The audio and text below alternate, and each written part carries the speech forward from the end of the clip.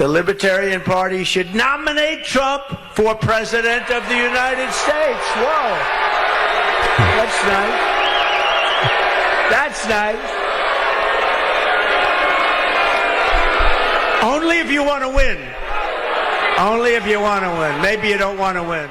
Well, you miss 100% of the shots you don't take. Yep. Yeah, there you go. He actually went on to say after that to keep on getting your 3% every 4 years. Hilarious. He took to Truth Social and said that he didn't file the paperwork to become the Libertarian nominate for the Libertarian nomination, which he absolutely would have gotten if you could tell by the enthusiasm of the crowd.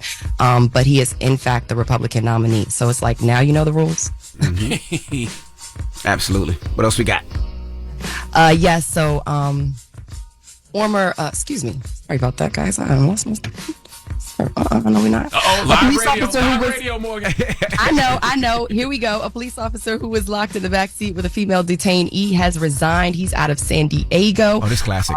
So, yeah, his name is Anthony Hare. He had to radio for help from the back of his police cruiser because he was locked back there with a detainee.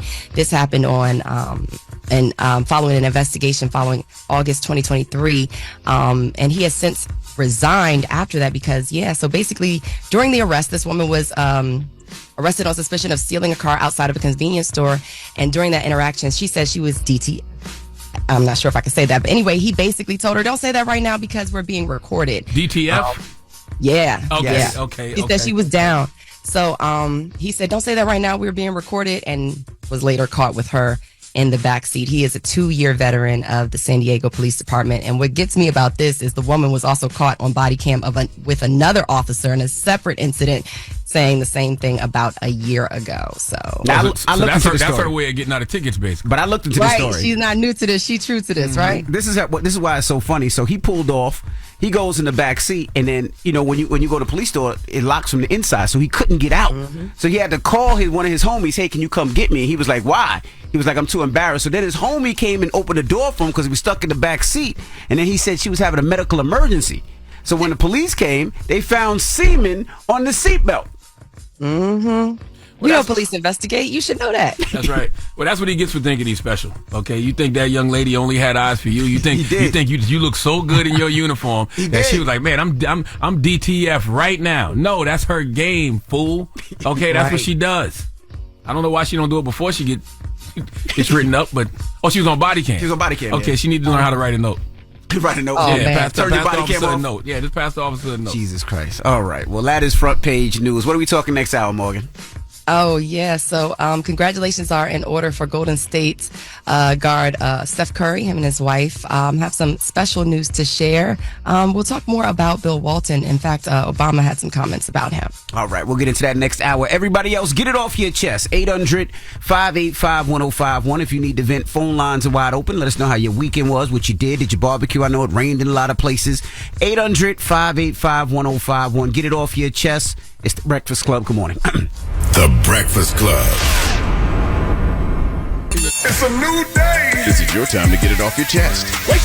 Wake up. Whether you're mad or blessed. It's time to get up and get something. Call up now. 800-585-1051. We want to hear from you on The Breakfast Club. Hello, who's this? It's Lamar. Hey, Lamar, get it off your chest. Good morning, brothers. This last Saturday, I did stand-up comedy for the first time. Congratulations. For the first time. I greatly appreciate it, man. It felt amazing.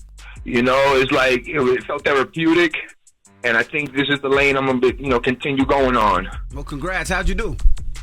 I did well. I got a couple laughs. For the first time, they said I'm kind of like a natural. So I actually posted it on my YouTube channel, Boiler Heroes. If you want, you can check it out and just comment, let me know what you think. It's my first time ever. I think I didn't mess up. And I had a couple good jokes, and I'm going to go back today and try it again. Okay. Well, good luck. Stay with it, brother. Thank you. I appreciate y'all. All righty. Now, we have the young lady on the phone that Charlamagne shouted out earlier. This is my girl? Yes, this is Shalonda. How you doing? Shalonda, good morning. I told you I was going to shout you out. Didn't I tell you that, Shalonda? Yes, sir. I appreciate you. But you got my man's name wrong, though. That's Big Bank Johnny. Big Bank matter Johnny. Of fact, yes. And I really do agree that I think you should follow him on Instagram. You, DJ Envy. Matter of fact, you should have told DJ Envy what I said about him at the book signing. Where that color Negro at? Oh, you did say that. I hear that all the time, so I forgot. I didn't know that was peanut brittle. All right, Shalonda. All right. I'm glad I'm sorry. I'm glad you came out though Saturday, Shalonda. I appreciate you. Yes, sir. But do me that solid. Go ahead and follow him on Instagram. Big Bang Johnny. Big Bang Johnny. And a special video I would like for you guys to see. He's never been to California. And I took him to the snow because, you know, we have different northern and southern, and I'm from northern. I'm from the snow. So I took him there, and he was able to do a shout out to the little baby on the California Breeze, instrumental. And if you guys look at that video, even little baby has viewed it a few times. So shout out to little baby. Okay. And I'm really, excited for him, his journey, where he's trying to go as a young entrepreneurial artist. Okay. And I appreciate you guys taking out the time. Y'all keep doing what y'all doing. Like I said, your Sacramento listeners are listening. And I'm glad Ray J was on there. Ray J's a distant relative of mine. Oh, okay. So all right, we might have to collab and we might have to come up there and get an interview with you. Whoa. Okay. All right, Shalonda. All right, I appreciate Shalonda. you. Thank you for coming out. Shalonda came out on Saturday. She came out to Books and Books in Coral Gables, Florida. She let everybody know she was from Sacramento. Okay. she had every book. I think she had Black Privilege, Shook One, and my new book, Get Honest or Die Lying. So I really appreciate you, Shalonda. Thank you. Salute to Shalonda. Hello, who's this? Good morning, DJ Envy. Good morning, Charlotte. Peace, King. What's up, brother? I'm from Jersey. What's happening? Yeah, so two things. I wanted to ask DJ Envy, does he know any good detail shops in Jersey for like an Audi A3?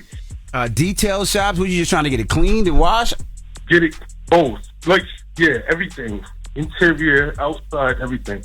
I really don't know any shops. And, they got a lot of mobile people now. You can look online and they come to the crib and they do it for you. So that's what I've been really doing recently, the mobile detailing. And they've been doing a good job. They take their time. It's not like a processing center where they got to get your car in and out. They really, take care of your car. So that's what I've been doing a lot. And there's a lot of brothers out there with the mobile shop. So you can definitely support a local dude in town. Okay, I'm going to look into that. Charlamagne, I just got your book. Bro, you still funny as hell. I'm telling you, I think you need to hop on the stage with Jess Hilarious. Nah, I'm gonna just stay on this radio and I'm gonna stay doing Brilliant Idiots podcast. I'm gonna write a book. I do daily show every now and then. Do some writing. I'll write stuff for other people. Okay, yeah, that's what's up. Keep doing what I'm doing. Like I said, I love your book, bro. Thank you, sir. Congratulations on that. All right, Devon, you might have to pull up that card at the next car show. It's August 17th is the day. I'm gonna release details next week, but we might need that card at the car show, bro. August 17th where? In New York, New Jersey area. Okay, bet. I'm gonna release the details next week, though, and all the people that's gonna be there and everything. All right. Love y'all, brothers. All right. Peace, man. Too, bro. Thank you to everybody who's been getting the book too, man. Get Honest or Die Lying. Envy. Writing the book. Is a very it's a very vulnerable thing to do. Correct. And this is my third one, so it never gets lost on me that people are out here kind of like reading your deepest, darkest secrets. That's right. But you don't think about it, right? It's like a journal you write and then release to the world. Well, you also do it to help people, right? Because a lot of people think that they're only going through the things that they're going through, but then when they see that, damn, Charlamagne is going through this too. How did he get help, or what did he do to overcome it? So, but it is tender though. So it's like when you got to go out here and you do these interviews and have these conversations, or you at these book signings and people asking you about things in the book. It's just like, ugh. Did I really write that? I forgot about that. It's still tender. So that's right. Thank you to everybody who's been getting my new book, Get Honest or Die Lying, available everywhere you buy books now. All right. Get it off your chest. 800-585-1051. If you need to vent, hit us up now. It's The Breakfast Club. Good morning. The Breakfast Club. This is your time to get it off your chest. Keep calling. 800-585-1051. We want to hear from you on The Breakfast Club. Hello, who's this? David. Hey, get it off your chest. Hey, first I just want to tell y'all, I listen to y'all every morning on the way to work, and y'all are amazing. Well, thank you, David. We appreciate over the weekend, I had this big-ass block party and grilled out for the whole neighborhood and just enjoyed my weekend. Okay. And where were you from? Rockford. Rockland. Okay. Did you pay for all the food yourself? Yeah. Was it BYOB? Did you at least tell people to bring a bottle or something? I told everyone, bring a bottle and they'll get food. Bring a bottle and they get food. Okay. Well, you had a good time, sir. Ma'am. I don't know what this is. What are you, they? What is going on? David, so I don't know. Oh, David. Okay, yes, David. David. Thank you, David. Yeah, thank y'all.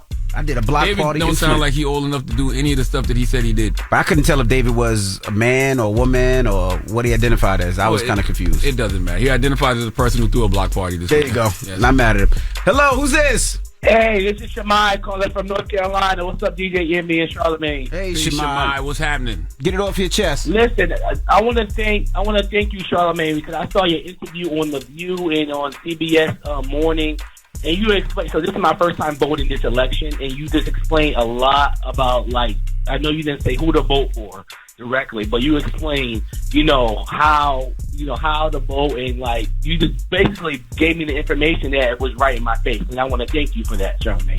You know what I appreciate about that? The fact that whatever I said inspired you to vote, because for some reason these hosts on these shows think that I'm telling people not to vote. I don't know why they think we the American people are that slow. You never said that. Just because I don't want to endorse somebody. No, you never said that. No, you never said that. But that's how people take it. They want to spend anything regardless. Yeah. Before you hang up, MV, Charlamagne, can I get a book, please? Eddie, please send my guy Hold a copy. on, all right? Yes, I'm going to send you a copy of Get Honest or Die Lying, my new book. I got you, bro. All right. Get it off your chest. 800-585-1051. If you need to vent, you can hit us up. Now, when we come back, we got Jess with the Mess. Jess is out, so I got the mess. We just going to give you a recap of the weekend. So much went on. Travis Scott, Tiger got into a fight. Nicki Minaj arrested. A DJ got kicked out of a club and did not get paid for playing a Kendrick record in Toronto. So nothing positive, basically. No, so all far. I heard is jail, fights, and mess. Well, I guess it's Just With The Mess. Yeah. Yeah. And we'll get to it next, so don't move. It's The Breakfast Club. Good morning. The Breakfast Club.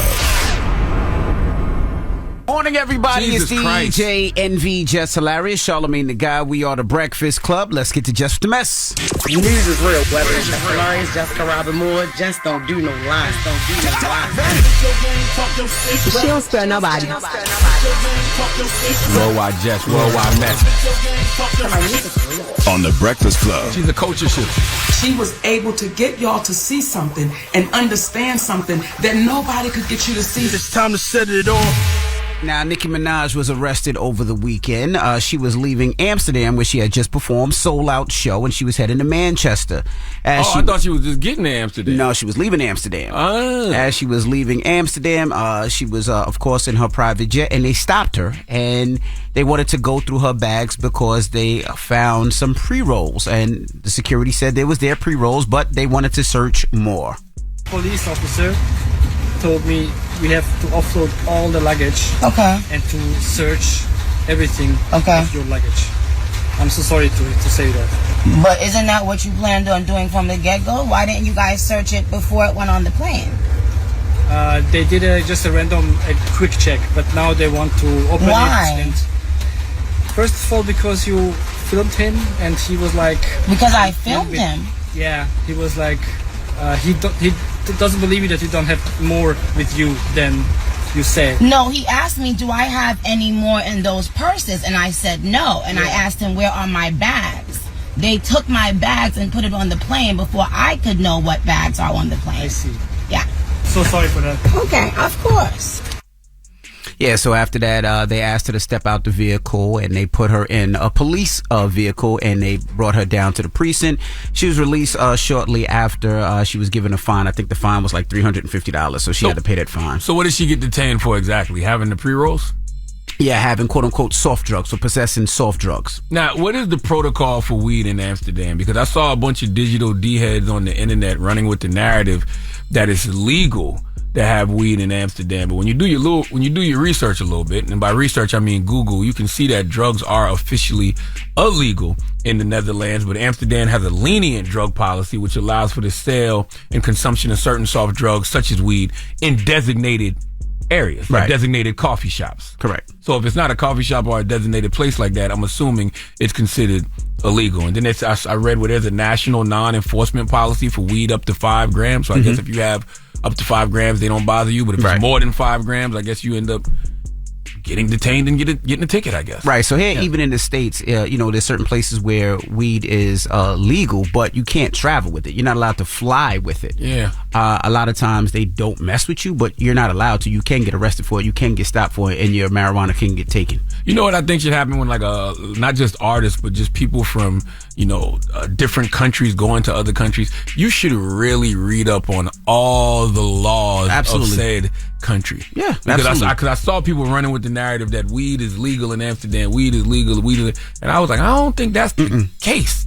I know in designated places, I don't think it's legal everywhere. And like you said, it depends on where you go, and you should definitely learn your laws, because you don't want to get stuck into a place and get locked up for 10 years over a pre-roll. Nikki is blessed. Yeah, she's blessed that she just walked away with a fine. That's right. Because you just never know in these other countries. They'll throw you away somewhere and you never hear from you ever again, and you get sentenced to over a decade. That's right. Saw what happened to Brittany Griner. Yeah, we seen it happen to DJ Esco too. Future's DJ. Remember, he was locked up in Dubai, I think it was. Yeah, for what? I think weed. 56 nights. Yeah. I only know that because of the mixtape. Yeah, so. Only because of Future mixtape. Same thing. So she was released, but she did miss her Manchester show, so it will be rescheduled. When she got to Manchester, she was at the hotel, and it was a huge crowd outside her hotel. I want to know where they were going. Where's the party? DJ Booth, where's the party? I love you too. I love you. I really do.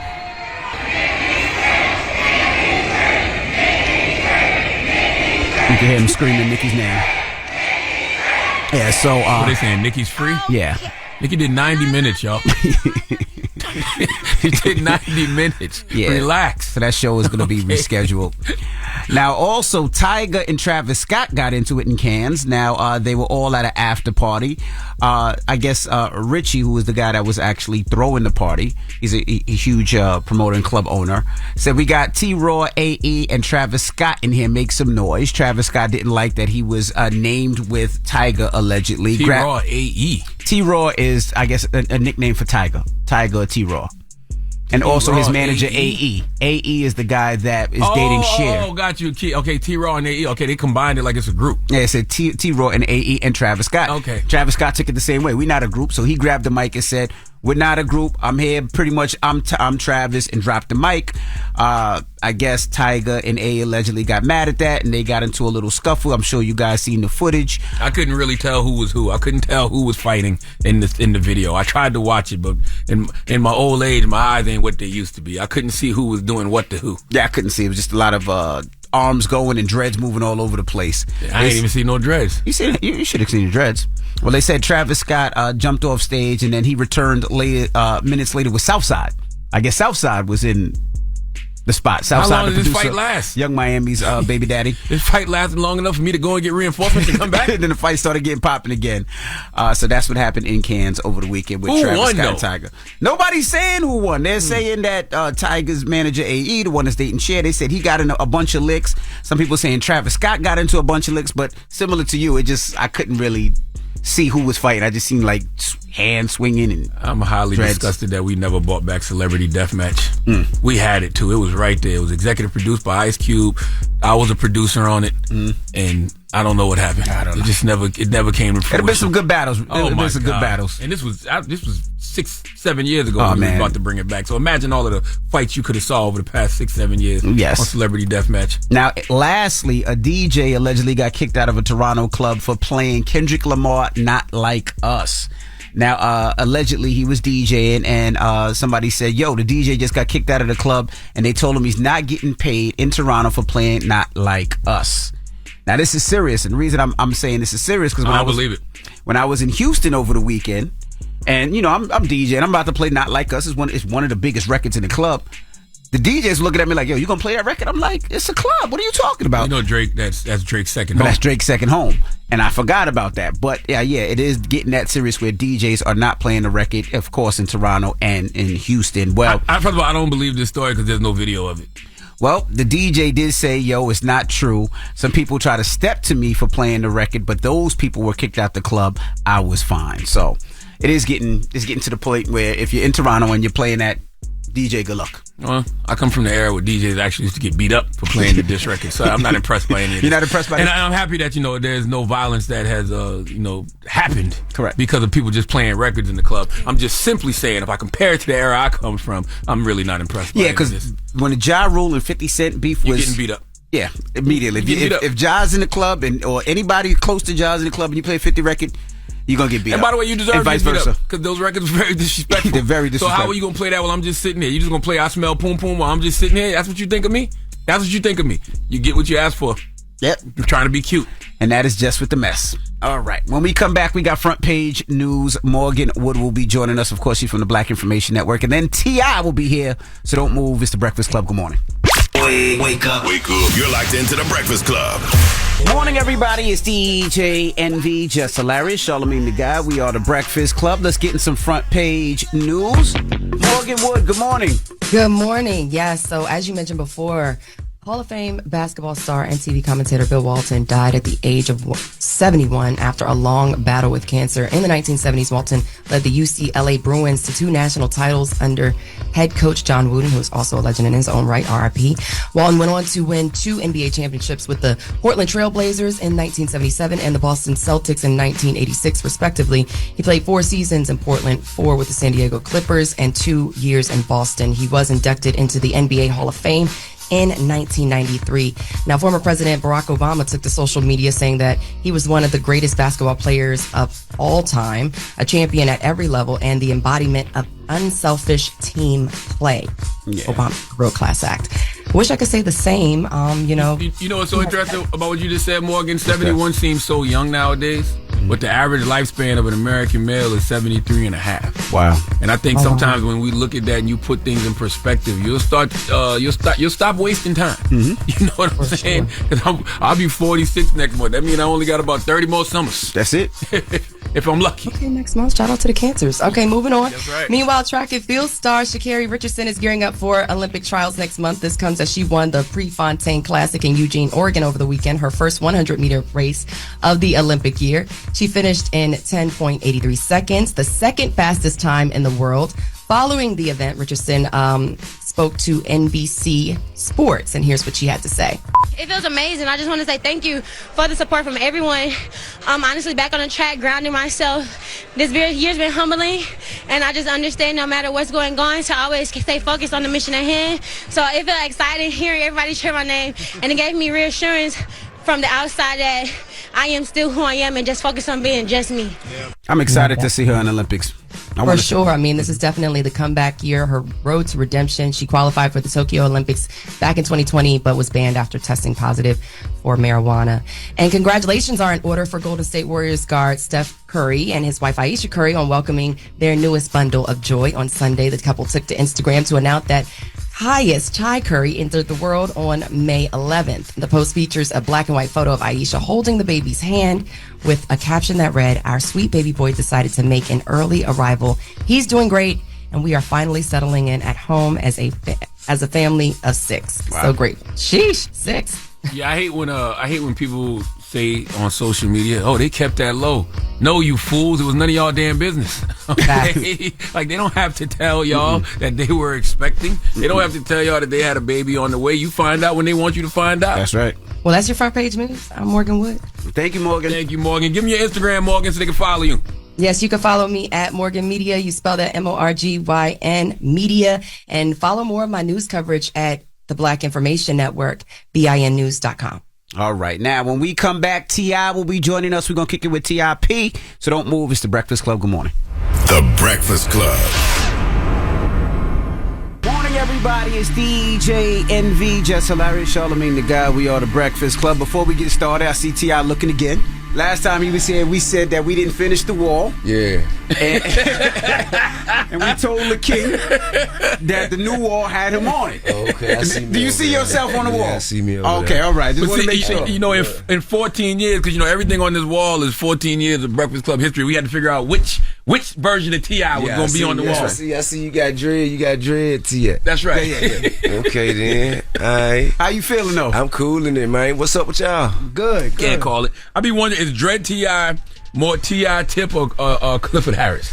Man, yeah, they're probably more Mr. Harris. Okay, Mr. okay. Harris. Yeah, it's a little evolved and elevated in the consciousness and all. Okay. So how do you feel with? Because now that the evolved T.I. is also the even more of a father T.I. Because not only are you just a father, you have to be a father in the industry. Because all your kids are in the industry. Man, damn. Yeah, that's. I ain't see that one coming. You know Really? what I mean? Nah, I didn't. You know, because I mean, to be honest with you, when he first said he wanted to rap, you know, like he sucked. So I never. Did you tell him? Did you tell him you scored? Damn it! But the thing is, man, I really admire his dedication and commitment to the craft. Cause you know, I kind of told him what was wrong about it, and he committed to changing it. You know what I mean? And he's probably one of the most eloquent rappers I know right now. Yeah, that generation love him. Yeah, he dope. What did he? Awesome. What was he getting wrong? Man, to be honest with you, man, all he was talking about was buying out the ice cream truck for everybody and going to the mall. He was a kid. What he supposed to rap about? Man, something. Like, I'm like, yo, bro, you gonna get your ass kicked, man. You know, you right now, you rapping about a privilege that only you can enjoy. This is something, this is a life only you know about. You should be rapping about the things in your life that you have in common with other people who may not live like you. And then that's when he started like talking about weekends at a mansion and going to school from his mama house and, you know, just, you know, growing up, you know, without a full-time father and, you know, just those types of things. And when he started tapping into the elements of relation, that's when, you know, it started clicking on a different level. And now your youngest daughter, which is, I'm sure that's the one you got to make sure she's singing, and she's successful. People love her, and I heard that you guys up here, you know, shopping deals and stuff. Nah, I'm not shopping no deal. She's up here with her mom, like for real.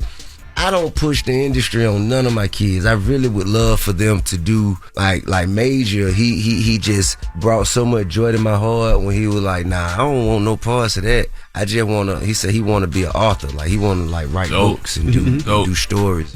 So that was like a relief for me. But Arce is under her mother's tutelage as a singer and a performer, and she just dropped a song with Van Van. Well, Van Van featured Arce on her song, and of course, you know, Van Van is managed by the legendary MC Light. Okay. So you know, it's a pleasure to work alongside that team, and Van Van works real hard. She's super dope. You know what I mean? She's a dope ass MC at 5. Wow. Yeah, I mean, so they got a record and they went to the Tamron Hall show yesterday. I was just there for support. So is it a house divided? Is it I don't want my kids in this business, but the queen does?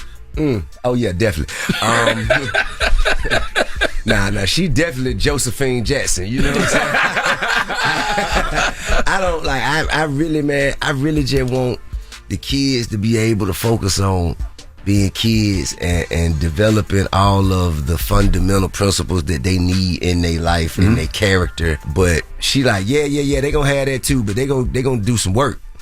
And I respect the fact that, you know, she want them to work early. I just know that this game is unforgiving. You feel me? But so far so good, man. You know what I'm saying? King, man, I think he trying to get in the ring. I see him boxing crazy. He want to be a UFC fighter. I mean, you know. When that happened, I mean, that was I've been seeing him going hard in the gym. Hey man, he always been nice with his hands. I ain't gonna lie, but I mean, who you get that from? His daddy? I mean, nah, I think his mom definitely. I think really it was in his heart at first, because all we did was turn him on to the principles of boxing. I put all the kids in boxing, Major included, Major, Messiah, Damani. But King was really the one that really wanted to work at it. He was going when we weren't going, and he just has a love and a passion for it. And to be honest with you, I think, you know, if he decides to dedicate himself to it, it's something that he could thrive in if he took it serious. So you used to box? Nah, well, not professional training gyms. Okay, for cardio. I definitely I box for survival.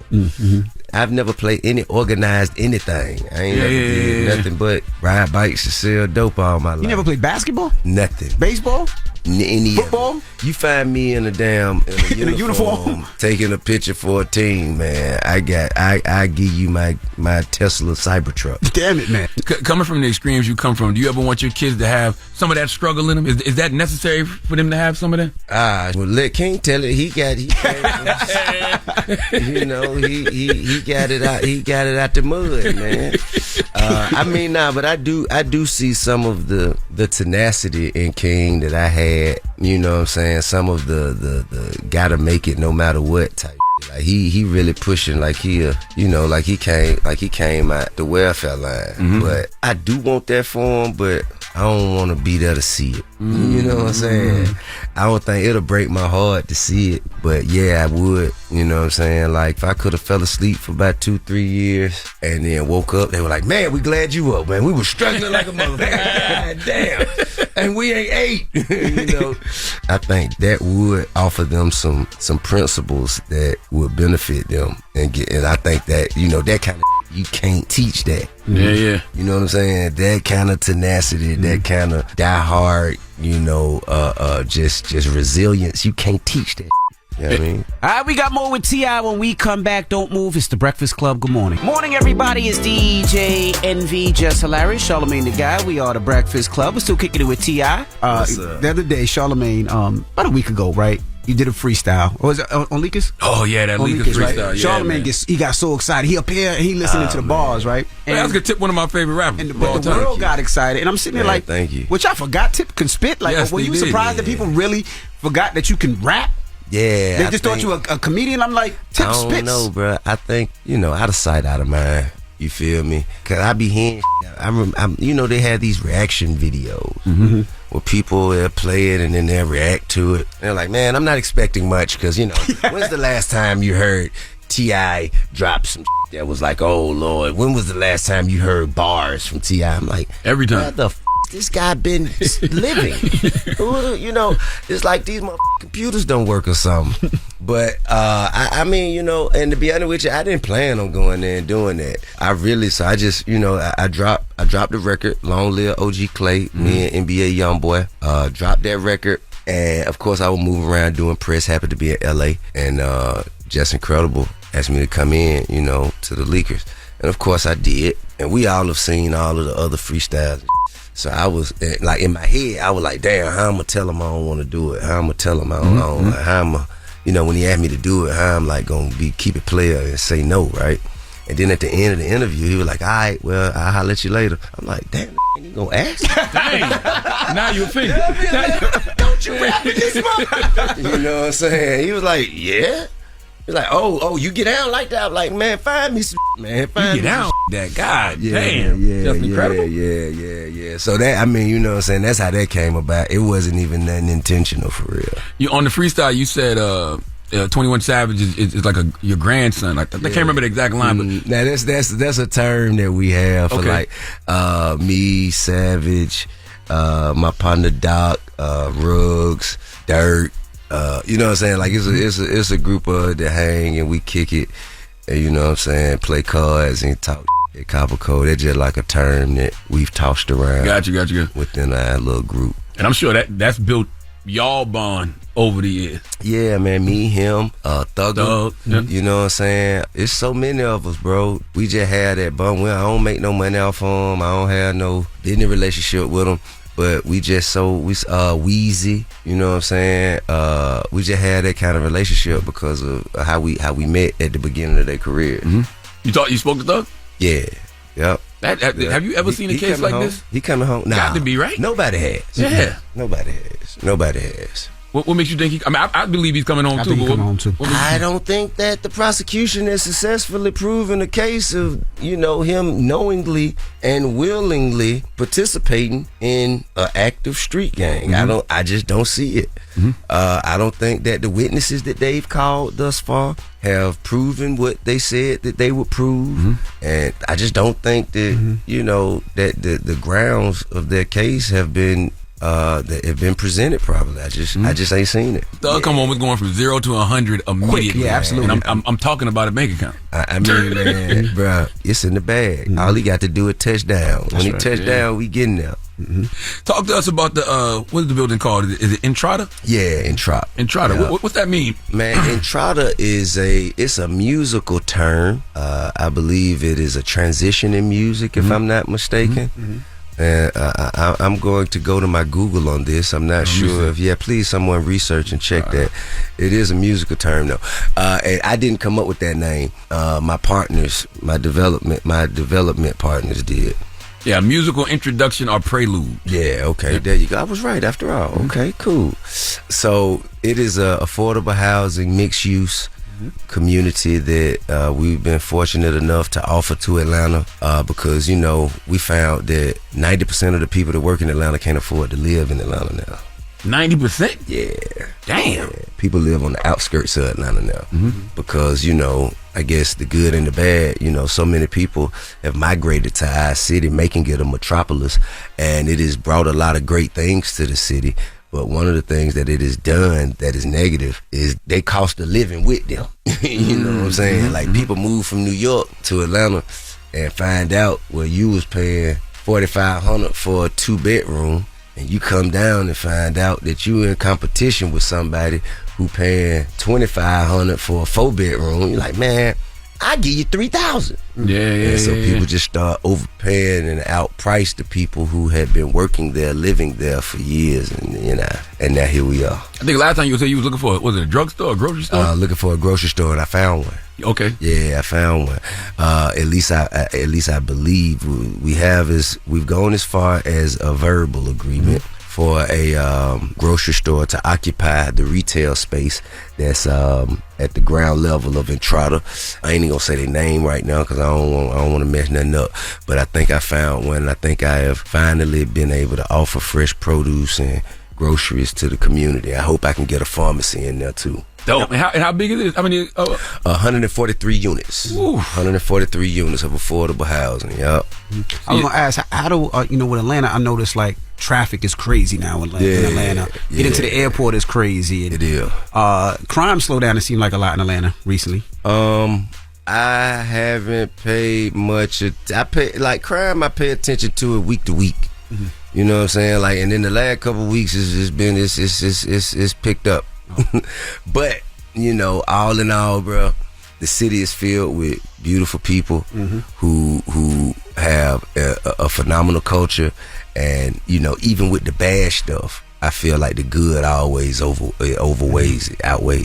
I want to go back to Entrada for a minute because this is 143 units, but you bought this property over a decade ago, right? Yeah, 2013, 14. I just want people to understand the process of how long it takes to get something like this going. Yeah, man. I just bought the property. I didn't know what I was going to do with it at the time. And there was a series of events that took place that brought a lot of things to my attention, like that statistic I told you. And affordable housing was a huge part of the city's initiative. And me having the opportunity of sitting next to Killer Mike on the transition team for the mayor of Atlanta at the time, which was Mayor Keisha Lance Bottom, that set me alongside of some huge affordable housing developers.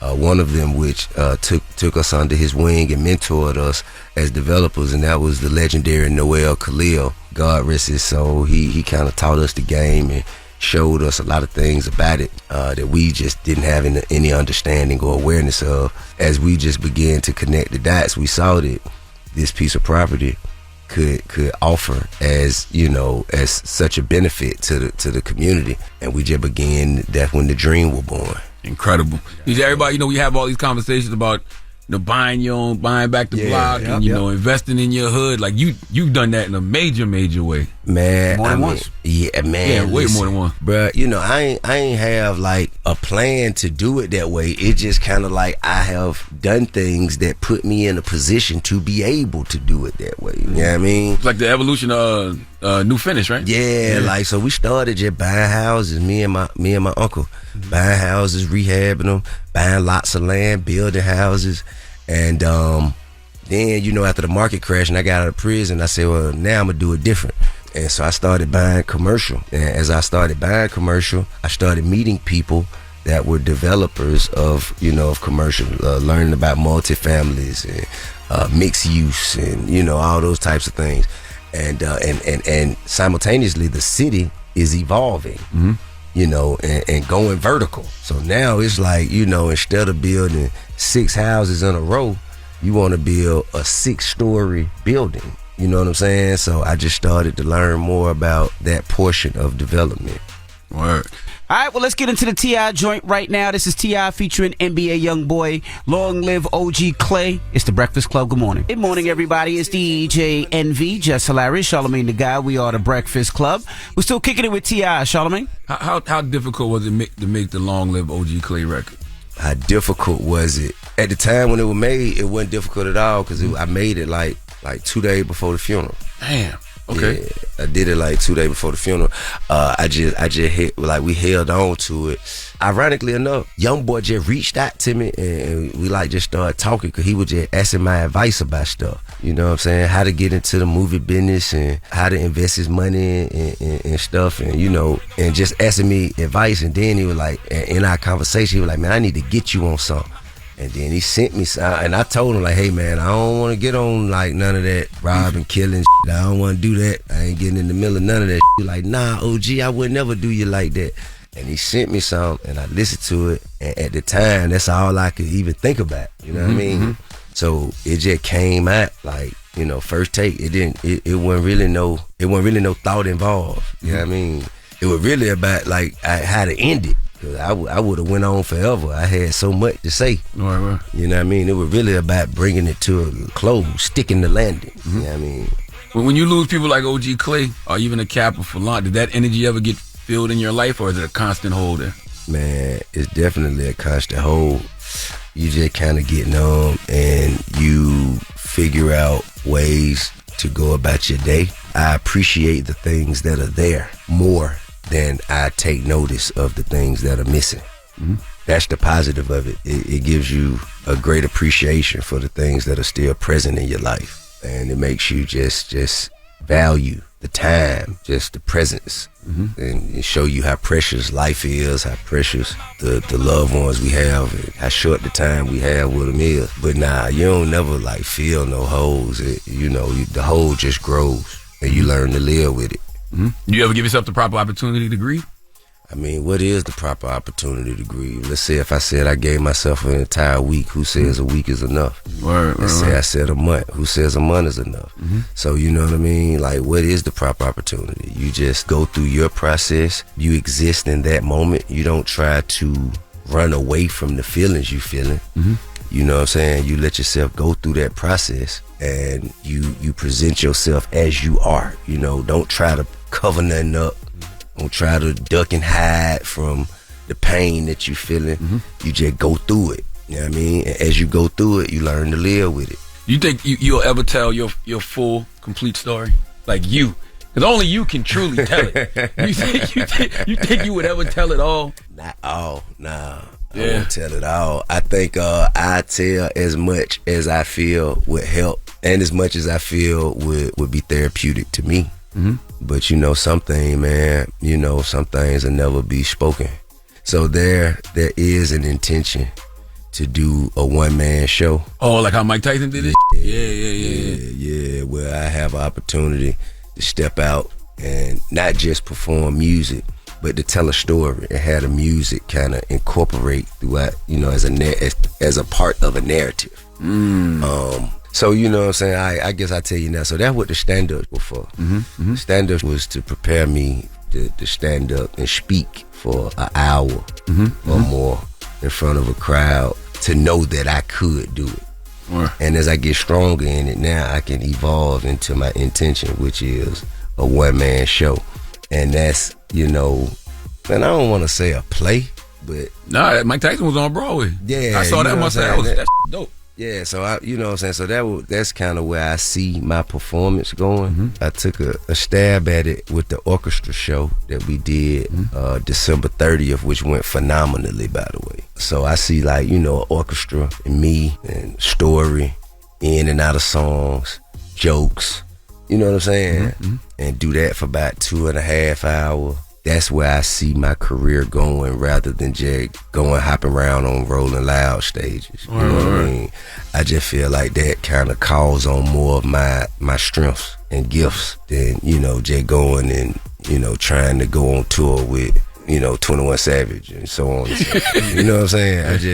I just feel like that's more age appropriate for me. All right, but that's the lesson to be learned, right? Because that's why I don't judge none of these rappers now. Because if you would have judged Tip 20 plus years ago, man, please, or Gucci, or Jeezy, any of these dudes, like look at where y'all are now, how y'all have evolved, how y'all grown as men. God is good. That's right.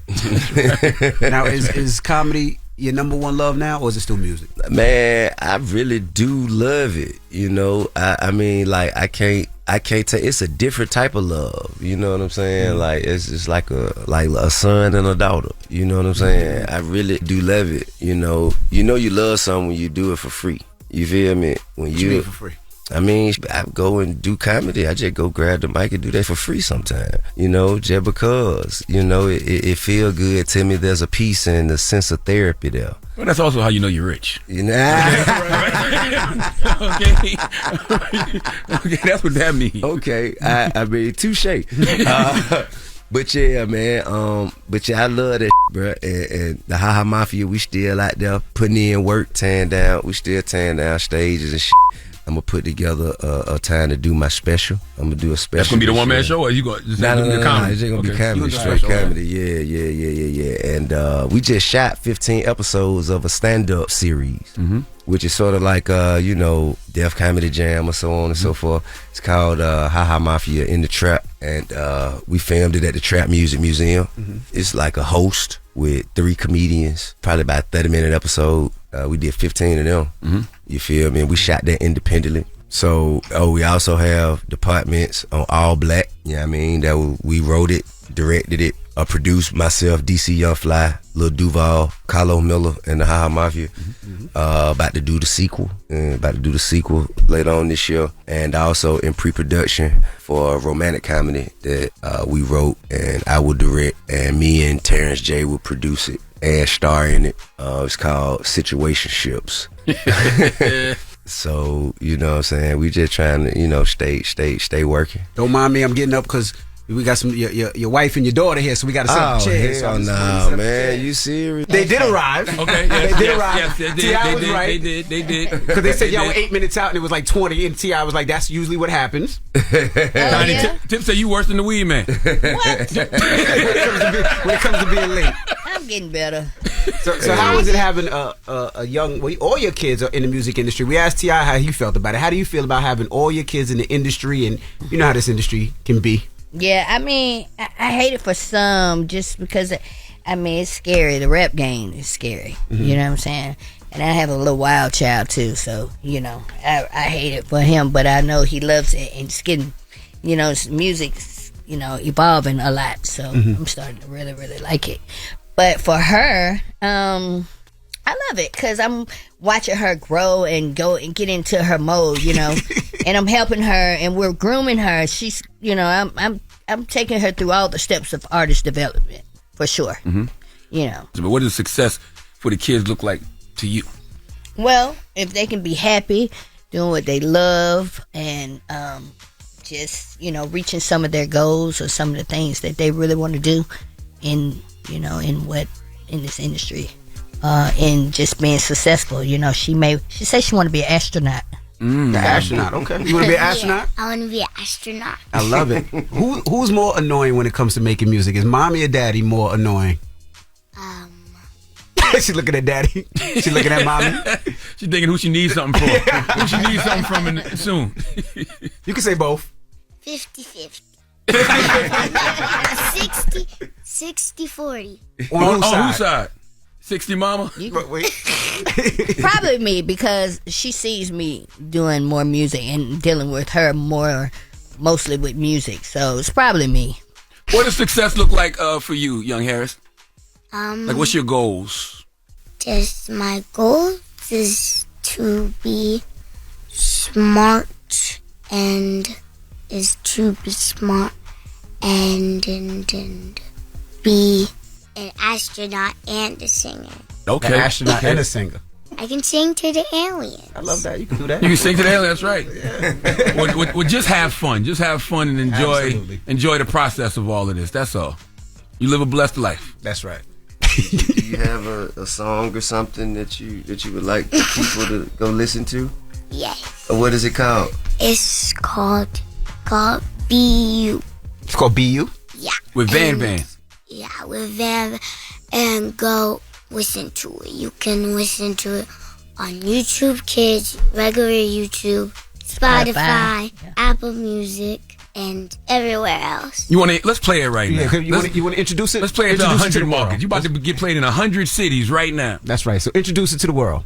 My name is Arce, and the name of the song is BU. With Van Van. That's right. On the Breakfast Club. And we appreciate you guys for joining us. Thank you so much. Thank y'all so much. Let's get into the joint right now. It's the Breakfast Club. Good morning. All right. Morning, everybody. It's DJ NV, Jess Hilarious, Charlamagne the Guy. We are the Breakfast Club. Good morning. Let's get to Jess with the Mess. News is real, whether it's Jess Hilarious, Jessica Robin Moore, just don't do no lies, She don't spare nobody. Worldwide Jess, worldwide Mess. On the Breakfast Club. She's a culture shifter. She was able to get y'all to see something and understand something that nobody could get you to see. It's time to set it off. Now, Jess is out. She'll be back tomorrow. But over the weekend, Tyson had a medical emergency. That's right. Mike Tyson was flying from Miami to L.A. and he started feeling sick. He was on American Airlines and needed some assistance when they landed. Former heavyweight boxing champion Mike Tyson had a brief medical scare earlier today during a cross-country flight from Miami to Los Angeles. According to TMZ, paramedics had to be called on board the United Airlines flight. The 57-year-old said he was in pain and felt dizzy and nauseous 30 minutes before the plane landed at LAX. A representative for Tyson says he experienced a flare-up from an ulcer but is now recovering. Tyson is in the middle of training for his July boxing match against YouTube star Jake Paul. I hope Iron Mike Tyson is getting some real FU money for this fight, which I'm sure he is. Mm-hmm. Because Mike is 57 years old. Right. Okay, you got ulcers flaring up in the middle of fights. In the middle of flights. Jake Paul is 27, 30 years younger than him. I hope they're pulling punches. If not, Jake Paul could hurt Mike Tyson, y'all. Yeah. Y'all can sit around and, act delusional all you want to, but there is a high possibility Jake Paul could hurt 57-year-old Mike Tyson, y'all. Well, Mike Tyson's team said Mike Tyson is doing great. It was just a flare-up, and the fight will continue. At what cost? like I said, I hope he's getting some real FU money. You know what I mean? It seems like they're trying to make it safer. The gloves are a lot bigger, so it won't hurt as much.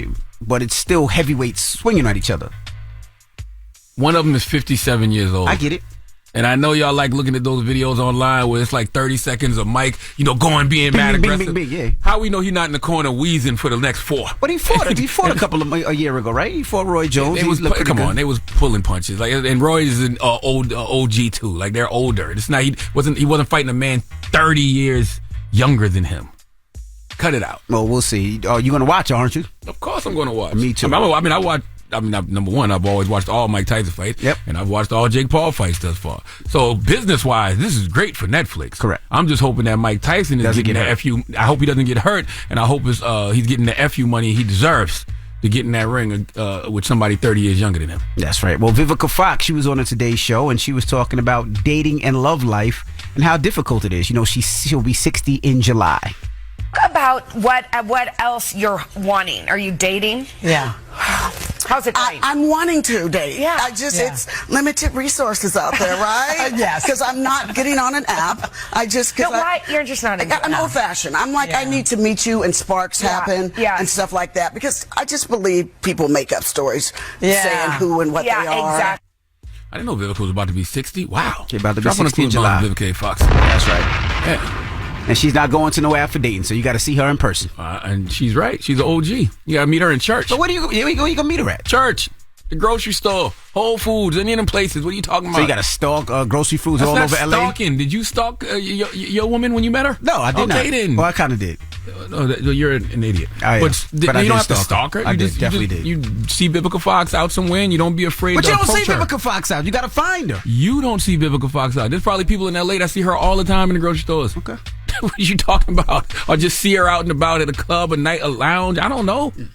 All right. Well, that is Jess with the Mess. Next time, we'll tell you about Beyonce. Did you know Beyonce used to get bullied as a kid? Mm-mm. We'll tell you about that. And also, Cardi B has a message for all you people body shaming her, saying that she's fat. She has a response to you guys as well. But we got Donkey Today coming up. What we talking about? Man, we need this freaky-ass police officer named Anthony Hare to come to the front of the congregation. We would like to have a word with him. Okay. All right. Well, we'll get to that next. It's The Breakfast Club. Good morning. You're checking out The Breakfast Club. Your execution on the Donkey of the Day is something to behold. Is it a read? He gave me Donkey of the Day, and I deserve it. People need to know. Well, you need to tell them. I am. You have the voice. Tell them. Tell them. It's time for Donkey of the Day. It's a read, but you're so good at it. You're trying to be a fake ass Charlamagne. There's only one Charlamagne to go. Damn, Charlamagne, who you giving Donkey of the Day to now? Well, Sexy Red, Donkey of the Day for Tuesday, May 28th. Let me make sure it's the 28th. Yes, it is May 28th. Goes to a San Diego police officer named Anthony Hare. Anthony has been with the San Diego Police Department for 2 years, and he's a fan. Okay? Acronym for freaky ass N-word. He's a 69 god. By the way, how many 69s has a person done in their life to where they are considered a god at it?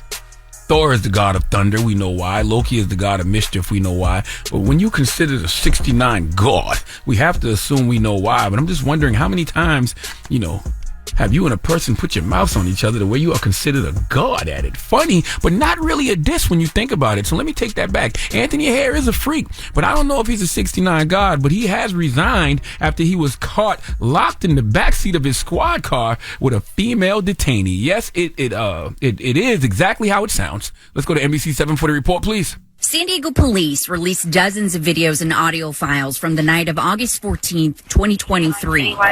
They show Officer Hare answering an auto theft call outside of a Bay Park 7-Eleven where arrests were made. What were you asking? Investigators say Hare drove the female arrestee to several locations, including police headquarters for interviews. He was then on the way to the Las Colinas detention facility when investigators say he believed the woman was suffering from a medical emergency. Hare ended up in the back seat with her and told investigators he accidentally shut the door with his foot, locking himself in. And then when I was waking her up, that's when I noticed that this door closed on me. And then that's when I was frantic trying to open the door. Investigators say he never called for medical assistance and removed his body-worn camera while in the back seat with the woman. In a later taped interview after her release, the woman says Hare asked personal questions for her phone number and to meet when she was out of jail. He wanted to get with me, when I was done with the whole situation thing, the warrant or whatever I got arrested for. However, the woman says the two never had sexual contact. Anthony, you trying to do the wrong kind of cuffing, sir. Okay? Anthony thought he was special. He thought he was so desirable, so attractive, so good looking that this woman who was wanted for car theft and had a bench warrant out for her arrest just couldn't resist him. And, she just had to have you right then and there. Either that or you knew she was just trying to get out of going to jail and was willing to do a favor for a favor. You get me off, I'll get you off. That's how that works. Now, let me tell you why both of them are stupid. There was body cam footage released by the San Diego Police Department, and you can hear what actually happened. On it, the suspect was heard propositioning the officer for sex. Do we have that? Let's listen. Oh, we don't have that in there? No. Huh? No. Oh, we don't have that. Well, let me read you the transcript. She said, "You're not too bad. What's it going to hurt me if I work the system? You know what I mean? That's the way I see. Are you single?" She added, to which he replied, "Yeah, but you're not." Then she said, "I'm down to F." Don't look at me while I'm doing this. Don't you dare look me in the eye. No, I'm not. Don't you even look to the left a little bit. I don't like the way you look at me in the eye while I'm doing this. Okay? Then this woman said, "I'm down to F right now." He interrupts, "Don't say that right now because everything is being recorded." Anthony, is you stupid or you dumb?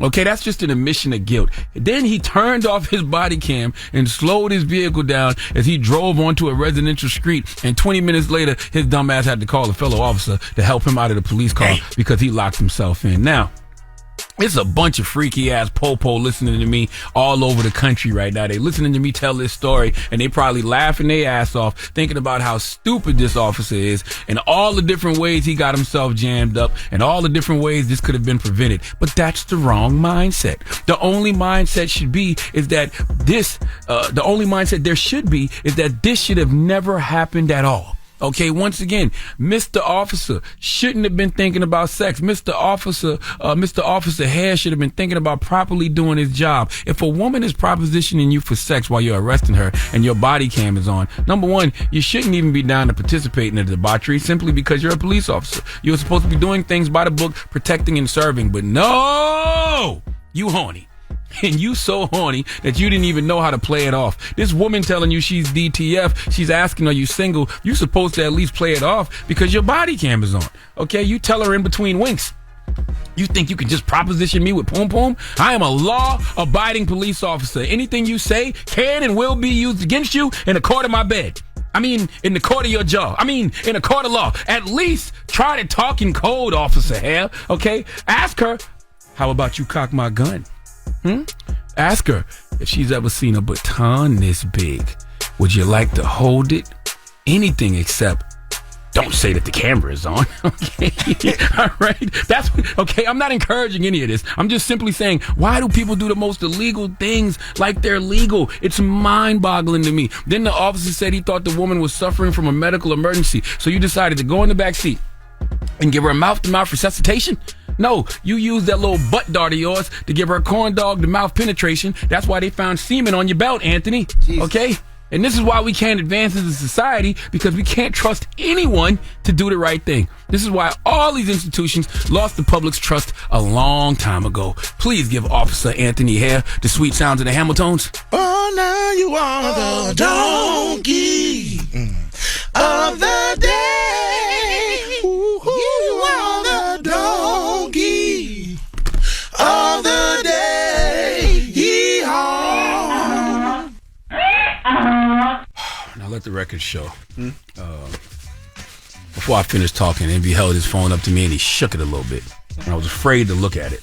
Afraid to look at it after talking about things like this. But I look at it and his text message is, what's the craziest thing you did to get out of a ticket? Why are you asking me that? No, I'm just saying. Don't disrespect me. I'm not saying you. I'm just saying that I'm sure there are a lot of people out there that did some crazy things to get out of a ticket. Oh, that was a question for the listeners? Yes. Oh, I thought you were just being your usual freaky ass stuff. With. Oh, okay. I ain't know.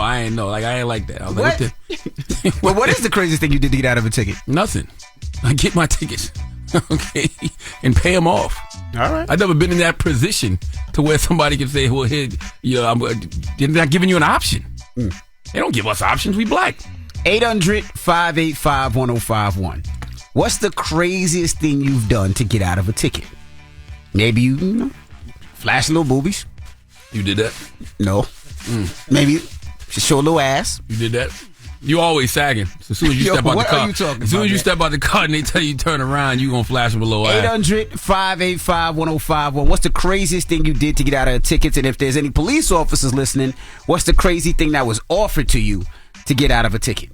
Taking somebody to jail. We would love to know. Again, 800-585-1051. Let's discuss this. The Breakfast Club. Good morning. The Breakfast Club.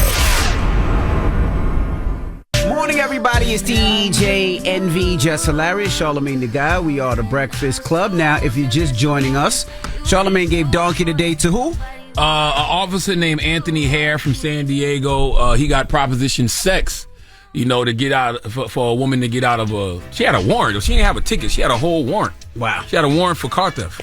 So she offered to give this man sex, and she succeeded, but... Well, she didn't succeed, because I don't know if they actually had sex, even though they did find semen on the belt. Something had to happen. Oh, maybe he was just a little too excited. Jesus Christ.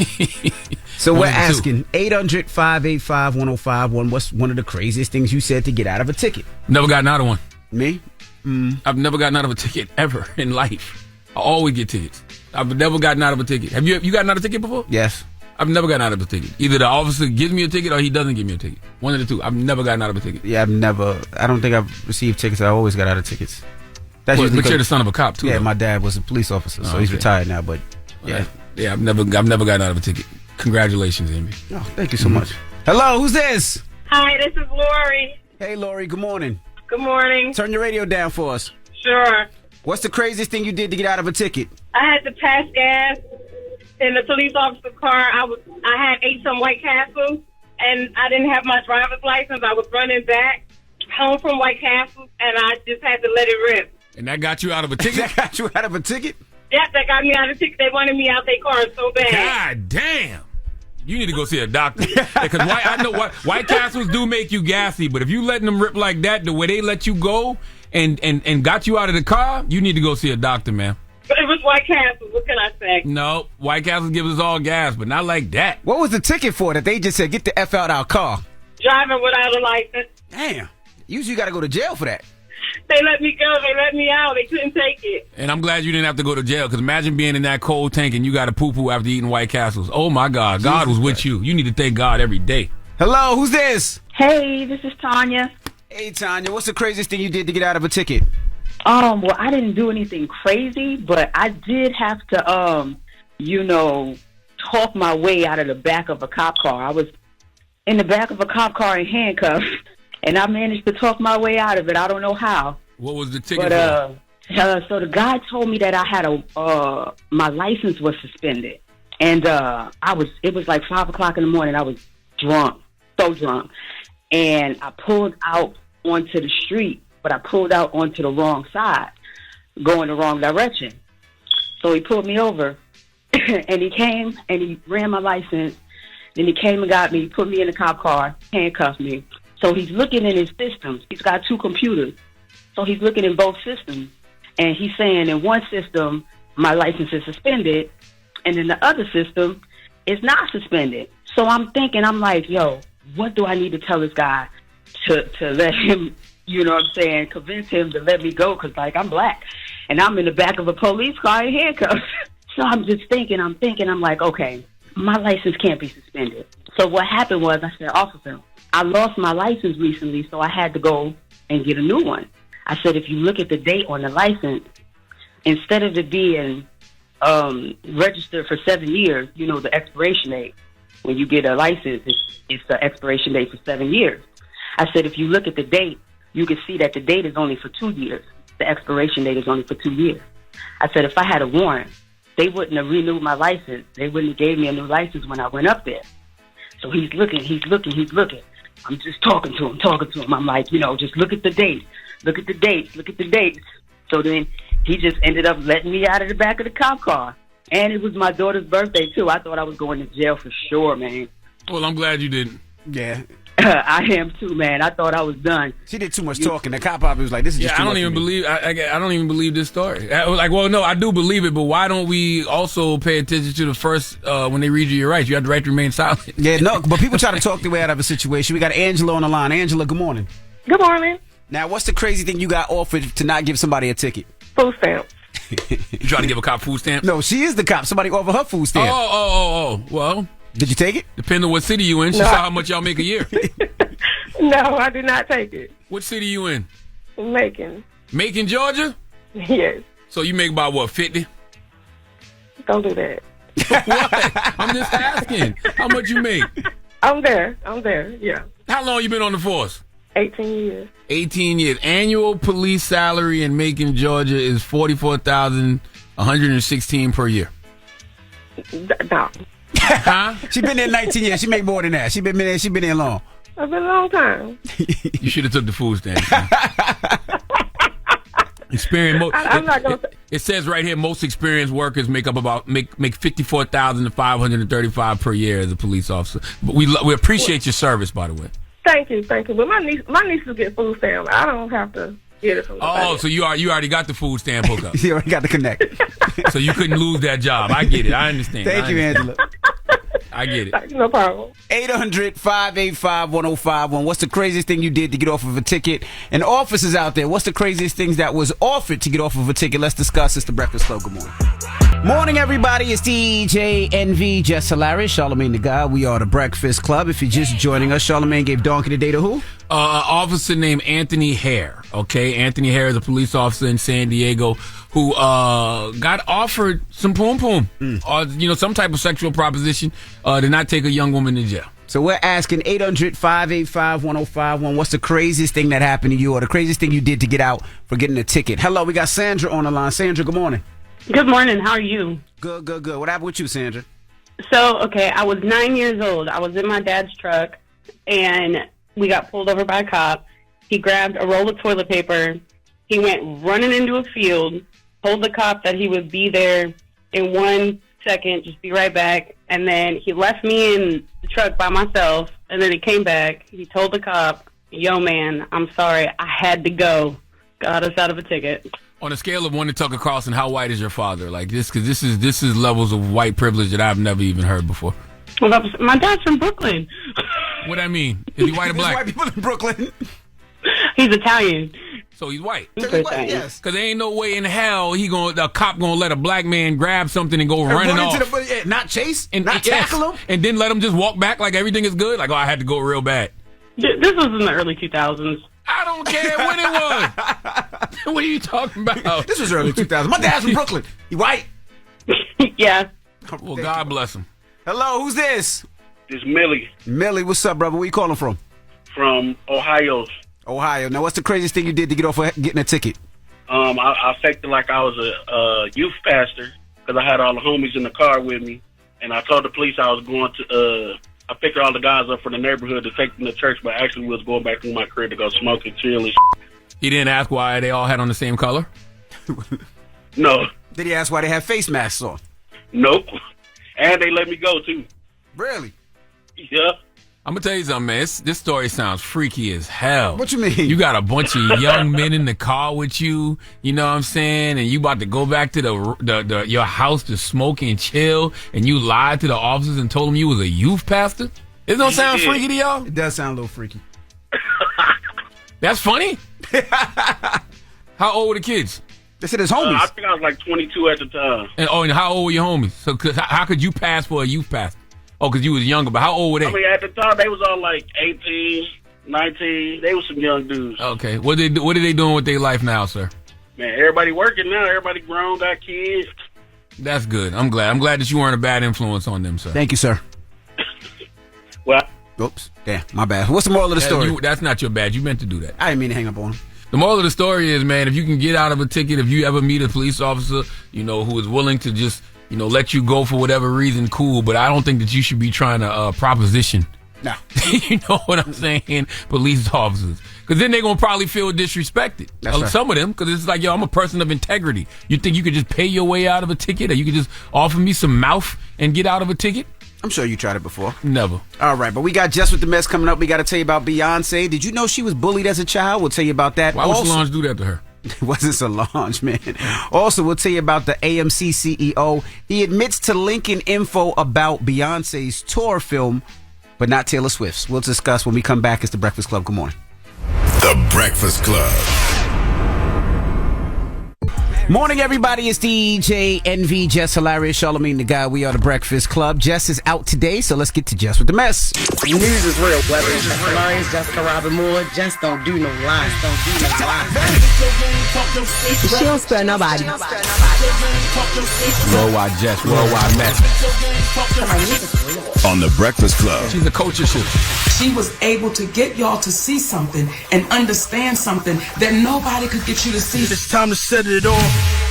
All right, so just a quick update. TMZ reported that America's Best Contacts and Eyeglasses stopped the sales of Sean John eyewear. Now, this is following the release of the assault video. So no longer can you get your Sean John eyewear. We told you before that Peloton stopped playing Diddy's music and that he had to sell his shares of Revolt as well. So I didn't even know Sean John had eyewear. I said, am I the only person that didn't know that? I had no clue at all, but okay. I guess it's a thing.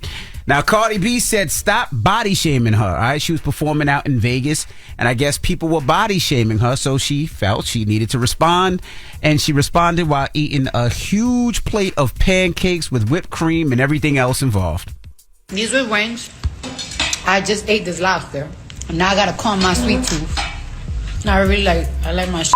I don't give a fuck if it's buttermilk, and eat some extra butter in that bitch. I'm getting body shamed. I'm so sad. Everybody's saying that I look fat. Like my ass is so fat. Everybody hates me. You know, the worst part about that is you don't know anybody on social media's measurements, so you can't even get your big back jokes off the way you want to. It would be fair if you can comment on me, but then I get to look at you and your physical appearance and comment back. Right. But that's just not the way social media is set up, so I don't like to fight. Yeah, well, it's not a fair fight. Well, that was a joke for her, but she was eating, she was enjoying herself, and pretty much, you know, Cardi B don't really care what people say. All right, now, and by the way, they're gonna talk regardless. So absolutely positive. If she loses too much weight, then she looks too skinny. Exactly. You know, that's just the way people are. Now, Beyonce, I didn't know, was bullied as a kid. Now, Tina Knowles was doing an interview with Vogue, and she talks about Beyonce being bullied as a kid. Beyonce, she was very shy, and she got bullied a bit. But the day that she stood up for someone, she didn't stand up for herself, but she stood up for them. I'm getting emotional talking about it. And I couldn't have been more proud of her. Yeah, so. Then people didn't know that she had a younger sister named Solange that come up here and whooped the whole school out. He said Solange, a little 5 years younger. Solange got her age up and got her weight up. I bet you they stopped bullying Beyonce after that. That's right.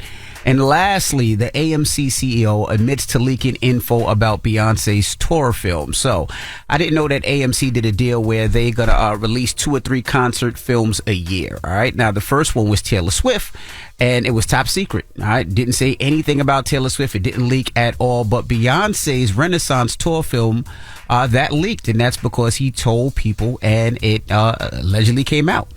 They said Beyonce found out about the leak. She was upset and she considered not doing the movie anymore, but then eventually she decided. Now, this was as AMC navigates through a new business model. I guess AMC was telling a lot of its local people that the movie was going to come. Didn't do the same thing for Taylor Swift, and people were pretty upset about that. Yeah, that dude is clearly a Swiftie. Okay, not only is he a Swiftie, he cares more about his relationship with Taylor Swift and her team than he does Beyonce and her team. And I hope he gets sued, because I feel like this would be some type of breach, wouldn't it? Yeah. I would think. I would think so, too. And the caucasity for him to just admit that, like, what he did was okay. This is when I wish Beyonce had control over real bees in real life, not just the ones on social media. Like, what you mean, just send the bees right at him? Send bees to go sting his ass. Okay? My goodness. Have him looking like he was in the Wu-Tang Triumph video when all the bees was just swarming people. That's what I would like to see happen to this person. But I really do hope he gets sued, because this has to be some type of... confidentiality. Yeah. You're not supposed to speak about it. Yeah. And then my thing is, you speak about one but not the other. Like, you know, if he spoke about Taylor Swift and leaked that one as well, then yeah, but he didn't at all. It makes no sense. All right. Well, that is Jess with the Mess, and she will be back tomorrow. Again, now you were in Florida over the weekend, right? I was, man. Salute to everybody I saw in Coral Gables, Florida over the weekend at Books and Books on Saturday. Thank you to everybody who came out. You know, it's surreal to see people pull up and be having like one of my books, but when they have the whole catalog, Black Privilege, Shook One, and the new one, Get Honest or Die Lying, it's very, very, very, very, very humbling. And just thank you for the support. And tomorrow I will be at the Charleston Music Hall with Blue Bicycle Books in Charleston, South Carolina at 7 p.m.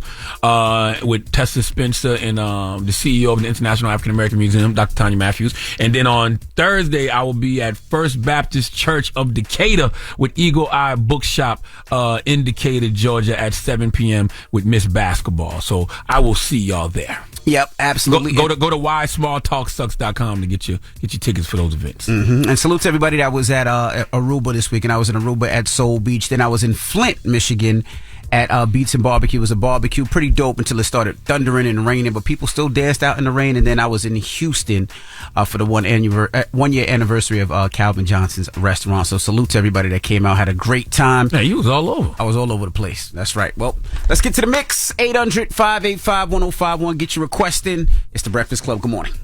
You're checking out The Breakfast Club. Morning, everybody. It's DJ Envy, Jess Hilarious, Charlamagne the Guy. We are The Breakfast Club. Jess is out today, but she'll be back tomorrow. Now, Charlamagne, you're all over the place this week, right? I guess, I'll be home in Charleston, South Carolina tomorrow. I'll be in the 843 at 7 p.m. Eastern. I'll be at Charleston Music Hall with Blue Bicycle Books. And then I'll be in Atlanta, Decatur to be exact, on Thursday, May 30th at 7 p.m. Eastern. I'll be at the First Baptist Church of Decatur with Eagle Eye Bookshop, and Miss Basketball is moderating that. And Tessa Spencer and Dr. Tanya Matthews are moderating in Charleston. And then next week, June 4th, I'll be at the Arc with Books for Sale by Mahogany Books, and my good sister Angela Rye will be moderating that one. So you can just go to whysmalltalksucks.com to get your tickets for those events. And when I say tickets, all you're doing is buying a book, and the book gets you in.